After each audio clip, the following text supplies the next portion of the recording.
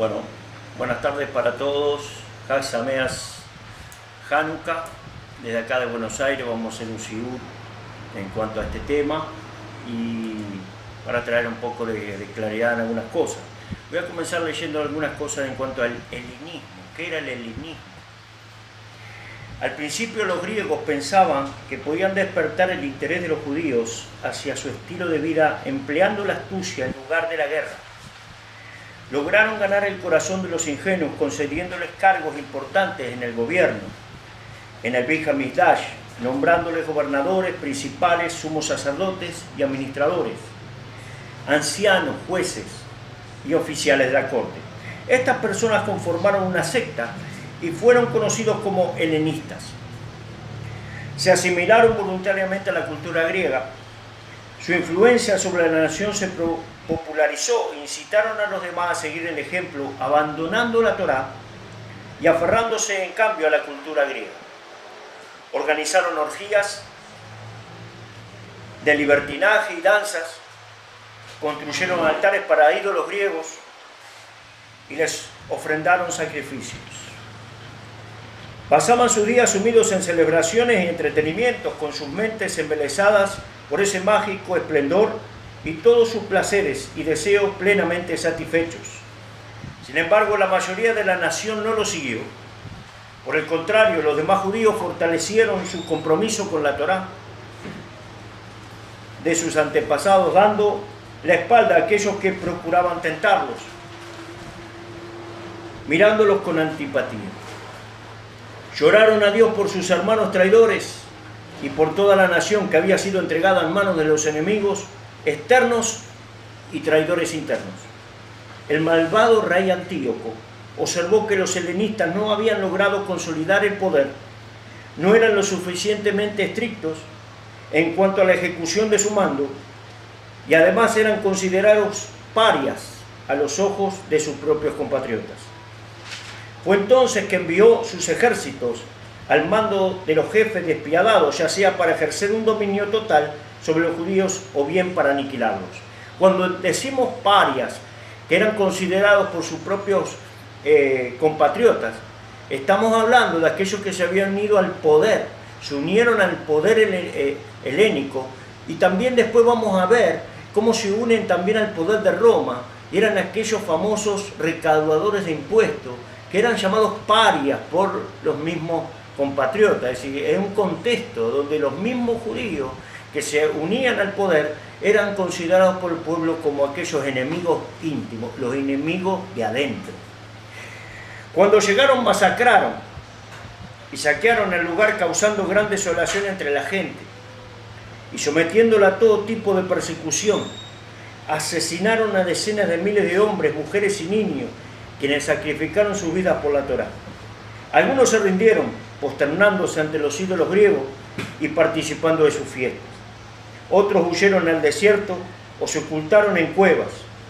Los helenistas, estos que eran los mismos judíos que se habían unido al enemigo, ayudaron al enemigo a rastrear a quienes habían escapado y a torturar a los que habían logrado huir, llevándolos por la fuerza a lugares donde se realizaban las celebraciones y tentándolos con todo tipo de pecados. Incluso entregaron a las hijas de Israel al cruel enemigo para que las deshonraran. Luego llegaron al atrio del Beit HaMikdash, suspendieron el sacrificio diario, profanaron el aceite y la menorá, y erigieron un altar sobre el cual sacrificaron un cerdo, cuya sangre fue llevada al Hakodesh HaKodashim, el Sacta Sanctorum, el lugar santísimo, el recinto más sagrado del gran templo. Al enterarse el pueblo de Israel de lo sucedido, tembló de indignación y temor. La nación vio que no había otra alternativa que librar una guerra abierta en contra del enemigo y de sus hermanos traidores. El primer milagro de la rebelión en contra de los enemigos de Israel sucedió a través de sus hijas, las esposas de aquellos que habían huido al desierto y a las cuevas. Cuando una de ellas daba a luz un varón, lo circuncidaba al 8º día y luego lo llevaba a los muros de Jerusalén. Allí escalaba el muro y se arrojaba con su bebé al vacío, hacia una muerte inevitable, declarando de ese modo a su esposo y a todos los que se escondían: si no salís para luchar contra nuestros enemigos, no tendréis esposas ni hijos, y estáis destinados a ser aniquilados completamente. No cumplieron lo que nos es sagrado a escondidas. No cumpliremos lo que es sagrado a escondidas. Debemos hacerlo públicamente. Si tenéis el coraje de salvarnos, salid de vuestras cuevas, luchad contra el enemigo y destruirlo. Dios está con vosotros. Fue entonces ahí que Matillahu y sus 5 hijos, una familia de Coanim, se alzaron como leones, reuniendo a personas valientes y justas para ir a dar muerte a los enemigos de Dios o caer muertos en el intento. Durante varios días libraron batalla, los pocos contra los muchos, los débiles contra los fuertes. Dios puso en sus manos la victoria y aniquilaron el enemigo. Diga el fuerte, dijo Saulo. Diga el débil, fuerte son. ¿De dónde sacó Saulo eso? Liberando el país de los soldados de Antíoco y sus abominaciones, llegaron al atrio del Beit Hamikdash y purificaron y reconstruyeron el altar, hicieron una nueva menorá y encendieron las luces durante 8 días, restituyendo así la luz de la Torá, la alegría y la confianza de Dios en todos los hogares de Israel, donde quiera que residía, para todas las generaciones venideras. Esta es lo que cuentan la historia y los judíos. Esto es lo que cuentan. Antíoco Epifanes, uno de los 4 generales que le sucedieron a Alejandro Magno a su muerte, subió al trono en el año 137 antes de esta era común. Griego. Llegó a Jerusalén y profanó el templo, sacrificando un cerdo en él. ¿Por qué un cerdo? La pregunta, porque podía haber sido un conejo, podía haber sido un caballo. No, un cerdo. ¿Por qué? Porque saben muy bien que en la Torá el cerdo es un animal inmundo. Sabe que los judíos no comen cerdo y que los judíos es un animal inmundo. Entonces, para como quien dice, ¿verdad?, provocar no solamente al pueblo judío, sino al mismo Dios de los judíos, que dice que es un animal inmundo, él sacrifica un cerdo y lo lleva al lugar santísimo, diciendo: mira, aunque vos digas que el cerdo es inmundo, yo te lo sacrifico delante de tu cara, acá está. Y dice que saqueó todos los utensilios del templo, sacó todos los utensilios del templo, se llevó la menorá, se llevó todo, saqueó el templo. Esto está en el libro de Macabeos, capítulo 1, como muchos dicen, es un libro apócrifo, ¿verdad? Pero es un libro histórico. Miren, tengo una Biblia católica, y lo que no hicieron los católicos fue sacar esos libros. La Biblia católica tiene los libros de Primera de Macabeo y Segunda de Macabeo históricos. ¿Cómo van a sacar algo que es historia? No pueden sacar a Alejandro Magno de la historia, no pueden sacar a Epífanes de la historia, y no pueden sacar lo que pasó en Judá en la historia. Eso no lo pueden sacar. Ahora, claro, Lutero sí lo saca. La Reina Valera no lo tiene, lo pone como apócrifo, porque Lutero es el primero que es el antijudío, el antisemita, que no puede leer nada que sea judío, no puede entender que esto haya pasado con los judíos. Entonces, Lutero no lo va a agregar a Primera de Macabeo y Segunda de Macabeo, porque estaría en contra de lo que él quiere hacer. ¿Cómo va a hacer eso? Entonces, él lo saca. Entonces, en Primera Macabeo y Segunda Macabeo, una victoria judía, no la puede poner. No. Entonces, ¿pero qué dice Macabeos capítulo 1, versículo 20? En el año 143, después de vencer a Egipto, emprendió el camino de regreso, subió contra Israel y llegó a Jerusalén con un fuerte ejército.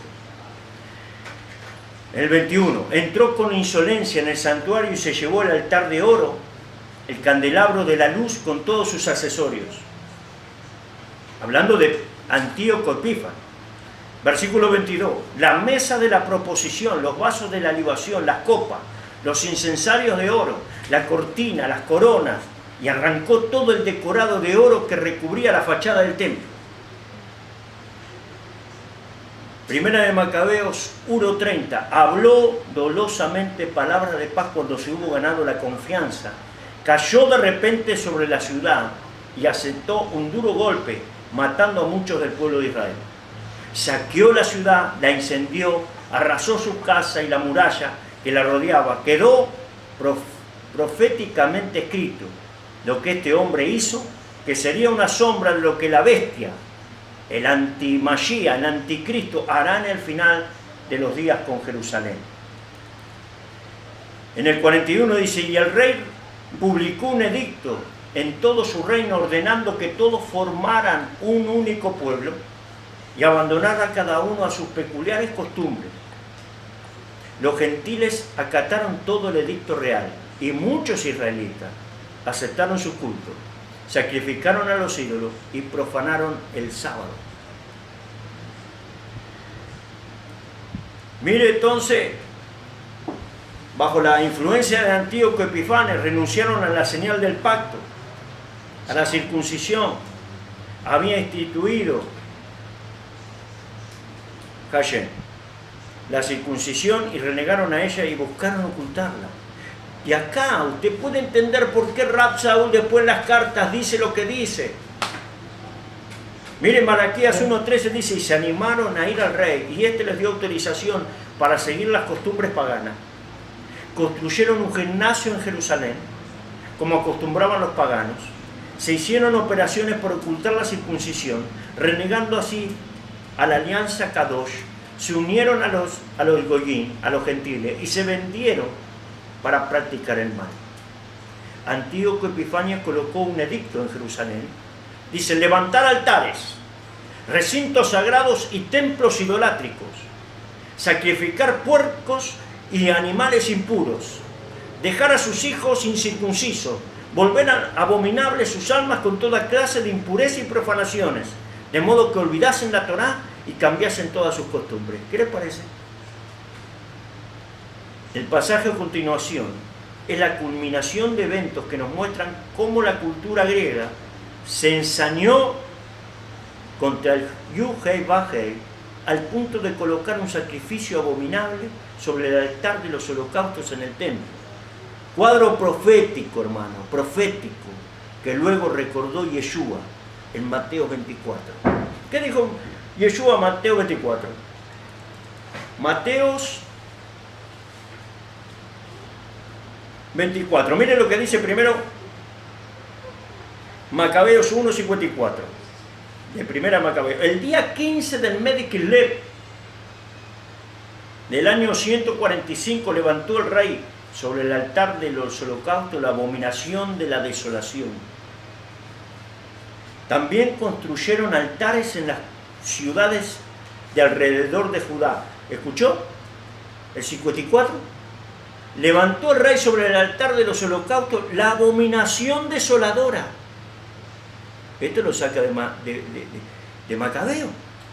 Quiere decir que Yeshua citó en Mateo 24:15 algo que en los Macabeos está escrito.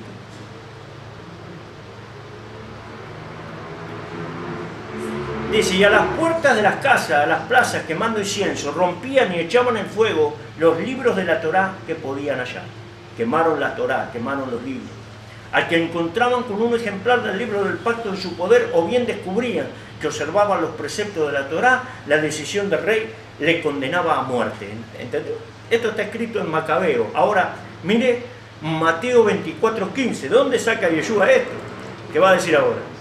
Por tanto, cuando veáis la abominación desoladora, de la desolación de que se habló por medio del profeta Daniel, colocada en el lugar santo, el que lea, que entienda. ¿Qué está diciendo? Y dice, los que entonces estén en Judea, huyan a los montes. ¿Se da cuenta, hermano? ¿Cuál era el fin? En el fin último lo que va a pasar, el objetivo primario de los griegos al invadir Jerusalén, ¿cuál era? Hacer que el pueblo se olvidara de Hashem y abandonara la práctica de la Torá. ¿Se da cuenta? Ahora, claro, la traducción del griego, del nuevo, del Brit Hadashah, de lo mal llamado Nuevo Testamento, la doctrina verdadera, la que había dado Yeshua en los evangelios y la que había transmitido los apóstoles, ¿verdad? Entonces tiene algunas cositas.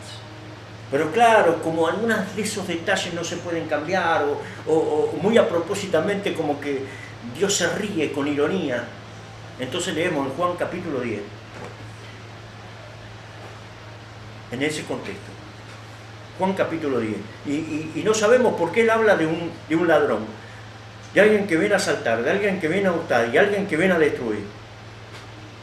Dice que después que sana un ciego, en el capítulo 10 de Juan, Yeshua, capítulo 10. Primero en el 9:35 al 41, la ceguera espiritual. Bueno, está bien, pero vamos a arrancar del 10. Y él habla la parábola del redil, y entonces nadie entiende, porque empieza a hablar, dice, de cierto os digo, el que no entra por la puerta en el redil de las ovejas, sino que sube por otra parte, ese es ladrón y salteador. Bien, está hablando de un ladrón y salteador que no entró por la puerta. Viene a usurpar. Mas el que entra por la puerta, el pastor de las ovejas es. A este abre el portero, y las ovejas oyen su voz, y sus ovejas llaman por nombre y la sacan. Es decir, el portero lo conoce y le abre la puerta. Ahora, si no es si es un extranjero, no le va a abrir la puerta, ¿verdad? Bien, y cuando ha sacado fuera todas las ovejas, va delante de ella, y las ovejas le siguen porque conocen su voz. Mas el extraño no seguirán, sino que huirán de él, porque conocen la voz de los extraños. ¿Saben? En la fiesta de la dedicación, justamente en este tiempo, no conocieron a Epífanes. Era un extraño que vino a optar. ¿Saben que en ese día el sumo sacerdote se hace matar cuando hacen el sacrificio de un ser? ¿Por qué? Porque el portero no quería dejar entrar al extraño. Pero sí, claro, él no es el pastor de las ovejas. Ese no viene como el pastor, no está entrando bien. Ahora, él se hace matar, justamente. ¿Y qué pasa con las ovejas? Se dispersan porque no es la voz del pastor. No, ese es el extraño. ¿Y qué tiene que hacer la oveja? Esta alegoría, les dijo Yeshua. ¿Cómo una alegoría? Les está contando algo que ya él sabe. Pero ellos no entendieron qué era lo que les decía. Bueno, eso es otra cosa. Que usted no entienda, está bien. Volvió pues Yeshua a decirle, de cierto os digo, yo soy la puerta de las ovejas. Bien. Todos los que antes de mí vinieron, ¿quiénes fueron? Pregunto, hermano, ¿quiénes fueron antes de él? ¿Quiénes vinieron antes que él? 400 años antes. ¿Quiénes fueron los primeros que vinieron antes de él? Antes que los romanos. ¿Quiénes fueron? Los griegos, hermano. Antíoco Epifanio estuvo antes. ¿Por qué le digo esto? Ahora lo va a entender. Todos los que antes de mí vinieron, ladrones son y salteadores, pero no los oyeron las ovejas. No, las ovejas pelearon. No. Las ovejas no los escucharon a ellos porque eran ladrones y salteadores. ¿Por qué eran ladrones y salteadores? Se llevaron la menorá, se llevaron los vasos, se llevaron las libaciones. Todo, hermano, se vinieron a robar el templo, a saquear el templo. Más, a ellos no escucharon las ovejas, pelearon las ovejas contra ellos. ¿Se entiende? Entonces dice, yo soy la puerta. El que por mí entrare y será salvo, entrará y saldrá y hallará pasto. Claro, acá te dice, no, Satanás es el ladrón, es Satanás. No dice acá eso. No dice eso acá. Los que vinieron, dice, antes. Los que vinieron, habla en plural. Los que vinieron antes de mí. Esos son salteadores y ladrones. ¿Quién le habla, hermano? ¿De quién habla, hermano? El ladrón no viene sino para hurtar y matar y destruir. Mas yo he venido para que tenga vida y vida en abundancia. ¿Está bien? Yo soy el buen pastor su vida da por las ovejas. Mas el asalariado. ¿Quiénes son los asalariados? Lo que le conté, los helenistas, aquellos que se habían unido al poder, ¿verdad? Esos son asalariados, a esos se les paga por hacer lo que hacen. A eso se les paga, pero entonces dice, los asalariados, dice, y que no es el pastor, de quien no son propias las ovejas, ve venir al lobo y deja a las ovejas y huye, y el lobo arrebata a las ovejas y las dispersa. ¿Ves? Los helenistas eran los enemigos internos. los que se habían unido al poder, y nada les importa las ovejas y nada les importa eso. Total, ellos cobran por otra cosa. Pero dice, así que el asalariado huye porque es asalariado y no le importan las ovejas. ¿Ves lo que le digo? Versículo 14 del capítulo 10. Dice, yo soy el buen pastor y conozco mis ovejas y las mías me conocen. Así como el Padre me conoce y yo conozco al Padre y pongo mi vida por las ovejas. Está hablando como aquel sumo sacerdote que él va a poner la vida. Él puso la vida para que no se hiciera profanación en el templo y él está poniendo la vida por las ovejas. Entonces dice, así como el Padre me conoce, también tengo otras ovejas, dice, que no son de este redil. Aquellas también debo traer y oirán mi voz y hará un rebaño y un pastor. Por eso el Padre me ama, porque yo pongo mi vida para volverla a tomar. Nadie me la quita. ¿Por qué dice eso? Nadie me la quita. Porque al otro se la quitaron. Al sumo sacerdote le quitaron la vida por defender las ovejas, por defender a Israel, por defender su casa. Ahí le quitan la vida al sumo Cohen. Pero él dice, nadie me la quita, sino que yo de mismo la pongo. Tengo poder para ponerla y tengo poder para volverla a tomar. Este mandamiento recibí de mi Padre. Volvió a haber disensión entre los judíos, dice, por esta palabra. Muchos decían, demonio tiene y está fuera de sí. ¿Por qué le oís? Decían otros, estas palabras no son del endemoniado. ¿Puede acaso el demonio abrir los ojos de los ciegos? Porque había, ¿verdad?, dado vista a un ciego. Y mire lo que sigue.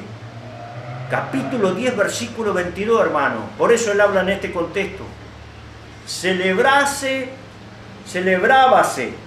celebrándose en ese preciso momento en Jerusalén la fiesta de la dedicación. Hanukkah. Era invierno. Era invierno. ¿Verdad que es invierno allá? Allá hace un frío tremendo. Allá es invierno, hasta nieva. Claro, acá es verano. Acá es verano.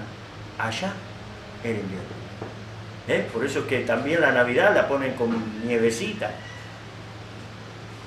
En esa época se estaba celebrando en Jerusalén la fiesta de la dedicación, la fiesta de cuando se había recuperado el templo, cuando se había puesto otra vez la menorá, el aceite, aquel día, y ocurrió el milagro de que duró 8 días. Esa fiesta de la celebración, de la dedicación, dice que en ese momento se estaba celebrando la fiesta y era invierno. Y dice, y Yeshua andaba en el templo por el pórtico de Salomón. ¿Y por dónde va a andar si hay fiesta? Si la fiesta no en el templo, ¿cómo no se va a estar? ¿Dónde iba a estar Yeshua? Yeshua no andaba en otro lado. Cuando había fiesta, Yeshua las cumplía. Cuando había fiesta, Yeshua estaba donde estaba la fiesta. Entonces, dice que él estaba allí en el templo. Justamente porque era la dedicación del templo. Era la dedicación de la casa. ¿Dónde iba a estar él? Y dice que él se encontraba allí. Y tuvo esta conversación. Por eso le habló de los salteadores, habló de los ladrones, habló de los que habían venido antes, de los que se había peleado antes. Qué interesante. Por eso a veces me pregunto, ¿cuál es el problema que tiene con la fiesta, no? Y Yeshua no habló nada en contra de la fiesta de la dedicación, todo lo contrario, estuvo ahí, pero no dijo nada en contra. ¿Por qué muchos ahora hablan en contra de la fiesta? No, Navidad la podemos guardar tranquilamente. Por años guardaron Navidad, una fiesta pagana, totalmente contrario. Pero ahora cuando viene la fiesta de la dedicación del templo, le ponemos 1500 pegas. Le ponemos 1500 problemas. Porque no está en la Torá, porque no está en... Hermano, fue mucho después de la Torá esta fiesta. Estamos hablando de cuando estaba Alejandro Magno. No podía estar escrita en la Torá jamás. No podía estar en el Tanaj, ya estaba escrito el Tanaj y la Torá. ¿Cómo va a estar escrita en la Torá y en el Tanaj? Hermano, esto es historia. Más, ¿sabe lo que quisieron hacer los griegos? Quitar la Torá, quitar toda la fiesta, quitar el Shabbat, quitar circuncisión, quitar todo. ¿Sabe lo que dio la posibilidad de eso? La victoria, de agregar algo más. De agregar una fiesta de dedicación. Acá está. Capítulo 10 de Juan. Se le agregó la fiesta de dedicación. ¿Ves que está escrito en la oreja de allá? Así que no se asombre, no se alarme. Cada victoria que el pueblo de Israel tenga, va a ser agregada una fiesta. ¿Vio? No se alarme. Estamos en victoria. ¿Por qué? Vamos a entender después de todo lo que Saulo de Tarso hablaba. en cuanto a la circuncisión, de que si es válido o no es válido, porque muchos se la habían sacado. Habían sido circuncidados, pero se operaron de nuevo para tapar la circuncisión, porque en aquel momento las Olimpiadas y los Juegos y el culto al cuerpo y todo eso hablaba de eso. ¿Sabe que hoy tiene usted el fútbol, la poesía, la filosofía, la enseñanza y todo lo que tiene es griego? Pero eso no importa. El tema es que eso no acalle tu alma, no quiebre con lo que es mandamiento, con lo que es Torah, con lo que es la vida. Entonces, hay un enemigo, y la que festejamos Hanukkah, y lo que festejamos la dedicación del templo, estamos diciendo que ha habido una victoria, que ha habido un vencer, que no es físico solamente, que no es eso. Estamos haciendo entre lo puro y lo impuro, entre lo que es la victoria, entre lo que es sagrado y lo que no es sagrado, la pureza y la impureza. De eso somos librados. Desde Buenos Aires, este es para que tú estés tranquilo, para que puedas guardar, encender las velas de Hanukkah, las velas de esta menorá, y reclamar la victoria y saber que estás parte de un pueblo donde nunca se va a dejar vencer, nunca va a dejar la Torá, nunca va a dejar su Shabbat, nunca va a dejar sus mandamientos, por más que vengan físicamente a matarte. ¿Por qué Yeshua dijo, no le tengas temor a los que matan el cuerpo, sino teme a aquel que puede matar tu alma? ¿Sabes? El pueblo de Israel nunca va a dejar que su alma muera. Moriremos de todas maneras, como sea, contra los que vengan, pero nunca nuestra alma morirá. Lo que te da vida al alma es la Torá, los mandamientos. Por eso Hanukkah es una fiesta de recordar, fiesta de saber que por más que venga el enemigo contra nosotros, nosotros vamos a pelear y a vencer, porque Él está de nuestra parte. Un aceite así, que duraba por un día, duró 8 días. Él está dispuesto a hacer milagros cuando queremos obedecer y cuando queremos cumplir mandamientos. Hag Sameach, Hanukkah para todos. Amén.